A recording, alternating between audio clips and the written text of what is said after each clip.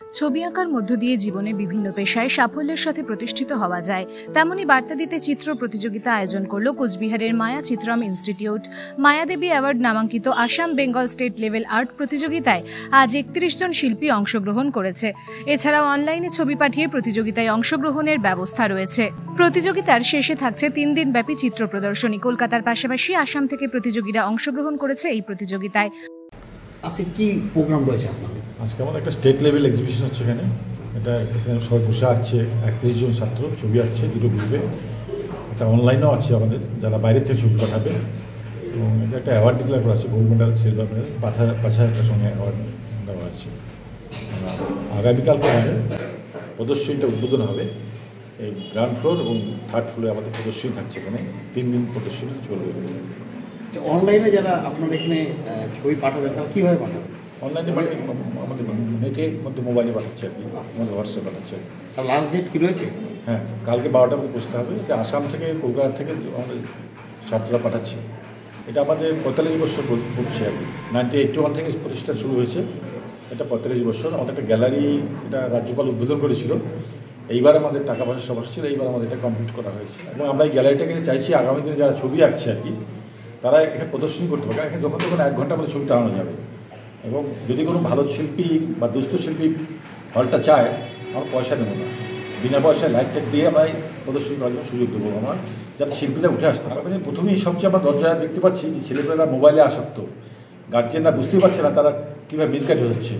এবং এখানে একটা মেসেজ আছে যে এখানে অর্থ আসছে করতে গিয়ে, কাজগুলো হচ্ছে অর্থ করতে গেলে। এখানে অর্থ আসছে যারা এখানে ছবি এঁকেছে, একদিন ছবি এঁকে তারা দাঁড়িয়েছে, অর্থাৎ ইনডাইরেক্টলি এখানে ক্যারিয়ার গাইডেন্সও দেওয়া হয়। এখানে কোনো ছেলে হয়তো আমার কাছে আইন পড়েছে, আমার কাছ থেকে পড়েছে বিচারক হয়েছে, কেউ ম্যানেজমেন্টে চাকরি করছে, এখানে এসপিপি আছে, এখানে দাঁড়িয়ে আছে, কেউ জুডিশিয়াল ম্যাজিস্ট্রেট আছে, কেউ ডাক্তার আছে এই বাড়িতে। এই ছেলেটা উকিল ল পড়ছে, কিন্তু একটা মজা দেখুন, ও মাথা শেভিং করা, মাথা নেড়ে করা, অর্থাৎ নিজেকে একটা নিজের আত্মসংযমের জায়গায় এগিয়ে যাওয়া। শিল্প সাধারণ কোনো সংযম ছাড়া সাধারণ হতে পারে। মানুষের মধ্যে যে একটা হতাশা, এই যে মোবাইল নিয়ে আসক্তি, এবং এটা গার্জিয়ানে কন্ট্রোল করতে পারছে না। আমি দেখছি, কারণ গার্জিয়ান একটা সময় তাকে কন্ট্রোল করা যাচ্ছে না, এবং পড়াশোনা বা রাইট চয়েস করতে পারছে না। আমরা তো তাদেরকে গাইড দেবো যে তুমি পড়াশোনা করার মধ্য দিয়ে তোমার আত্মবোধ জাগ্রত হোক।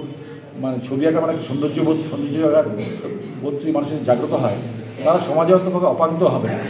এখন সমাজে যেটা হতাশার সংখ্যা বেশি। আমার ছেলে ডাক্তার, আমি বুঝতে পারি বহু লোক চিকিৎসার জন্য আসে, মানসিক চিকিৎসার জন্য আসছে। তা এই ছবি আঁকাটা আমার মনে হয় যে মানসিক দিক থেকে তারা খুব ভালো জায়গায় থাকবে, এটা আমি আশা করছি। এবং বুঝতে পারছি যে আজকে এখানে সবচেয়ে বড় চ্যারিটি যাদের লক্ষ লক্ষ টাকা যা দিচ্ছে এই বিল্ডিংয়ের কাজে, আশ্রমের কাজে, তারা এখানকারই ছাত্র। প্রতিষ্ঠানের নাম মায়া চিত্রম আর্ট ইনস্টিটিউট, তবে আশ্রম যেটা করেছি তার নাম দিয়েছি আমরা আশ্রমের সঙ্গে। আমার কাছে যদি কেউ আসে, তাকে আমি বলবো তার হতাশ হতে হবে না। আজকেই বলতে পারো তুমি না খায় তুমি মরবে না, যাও আমাদের আশ্রমে গিয়ে ঘুমাও, থাকো, পড়াশোনা করো। এবং আর্থিকভাবে পড়াশোনার দায়িত্ব আমরা নেওয়ার মানসিকতা আছে। যারা গরিব দুস্থ তাদের স্কলারশিপ দেওয়া হয়। আজকেও ছবি যারা আঁকছে এখানে তাদের গোল্ড মেডেল আছে, ৫,০০০ টাকা অ্যাওয়ার্ড আছে, ২,০০০, ৩,০০০ দিচ্ছি। মানে কি, টাকাটা বড় জিনিস না, যে আমরা তোমাদের পাশে আসি, তোমরা যা করতে চাইছো। এবার আমি নিজে পড়াশোনার জন্য কুচবিহার সুমন দাসের কাছে পড়তে গেছিলাম। 1 মাস পরে, পরের মাসে আমি টাকা দিতে পারিনি, পড়তেই পারিনি আমি, কিন্তু আমি ইংরেজি নিয়ে পরবর্তীকালে এমএ করেছি। তা আজকে ওই কষ্টটা আমার জীবনে আসি জন্য আমি গ্রামে আশ্রম করছি। কিন্তু আমি যেমন চাইতে পারছি ওদের কাছে, এখনকার ছেলেরা ভীষণ স্মার্ট, তারা কারোর কাছে মাথা নিচু করতে পারে না। মায়া চিত্রম ইনস্টিটিউটের কর্ণধার করুণা ভট্টাচার্য জানান যে এবছর তাদের এই প্রতিযোগিতা ৪৫ বছরে পদার্পণ করল। ২রা ফেব্রুয়ারি এই চিত্র প্রদর্শনীর উদ্বোধন হবে এবং বেলা ১২টা অবধি অনলাইনে প্রতিযোগীরা অংশগ্রহণ করতে পারবে। তিনি আরও জানান যে তারা একটি আর্ট গ্যালারি বানিয়েছেন, যা উত্তরবঙ্গে বিরল।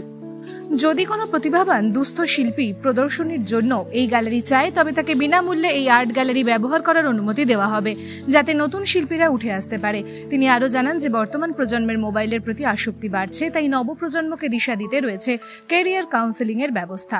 বর্তমানে সমাজে মানুষেরা হতাশাগ্রস্ত হয়ে পড়েছে। আমরা চাই ছবি আঁকার মধ্য দিয়ে হতাশা থেকে মানুষদের মুক্ত করে জীবনে প্রতিষ্ঠিত করতে।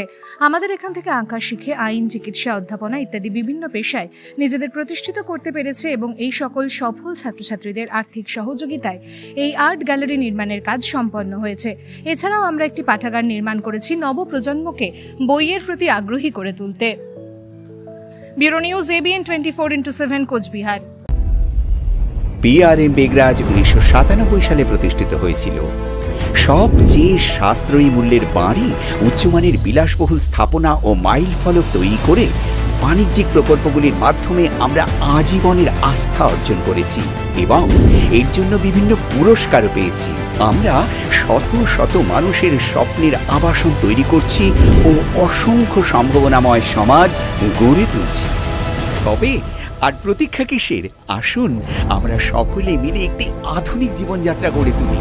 বিস্তারিত জানতে আজই কল করুন।